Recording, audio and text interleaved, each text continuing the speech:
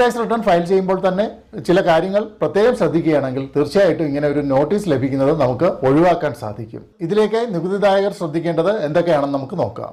ഏറ്റവും പ്രധാനം, ഏത് നികുതി സമ്പ്രദായത്തിലാണ് നിങ്ങൾ ഇൻകം ടാക്സ് റിട്ടേൺ ഫയൽ ചെയ്യുന്നതെന്ന് തീരുമാനിക്കുക. നിങ്ങൾക്കറിയാവുന്ന പോലെ പഴയ നികുതി സമ്പ്രദായത്തിലും അല്ലെങ്കിൽ പുതിയ നികുതി സമ്പ്രദായത്തിലും നിങ്ങൾക്ക് ഇൻകം ടാക്സ് റിട്ടേൺ ഫയൽ ചെയ്യാവുന്നതാണ്. വ്യക്തികളെ സംബന്ധിച്ചിടത്തോളം ഏത് നികുതി സമ്പ്രദായത്തിൽ റിട്ടേൺ ഫയൽ ചെയ്യുന്നതായിരിക്കും ലാഭകരമെന്ന് നോക്കിയ ശേഷം ആ ഒരു നികുതി സമ്പ്രദായത്തിൽ റിട്ടേൺ ഫയൽ ചെയ്യുന്നതായിരിക്കും ഉചിതം. ശമ്പള വരുമാനക്കാരായ വ്യക്തികൾ നിങ്ങൾ ജോലി ചെയ്യുന്ന സ്ഥാപനത്തിൽ നിന്നും ഫോം 16 വാങ്ങുക. അതിൽ നിങ്ങളുടെ മൊത്തം ശമ്പളം, TDS ആയി പിടിച്ച തുക തുടങ്ങിയ വിശദാംശങ്ങളൊക്കെ ഉണ്ടായിരിക്കും. ഇൻകം ടാക്സ് പോർട്ടലിൽ നിന്നും ഫോം 26AS ഡൗൺലോഡ് ചെയ്തെടുക്കുക.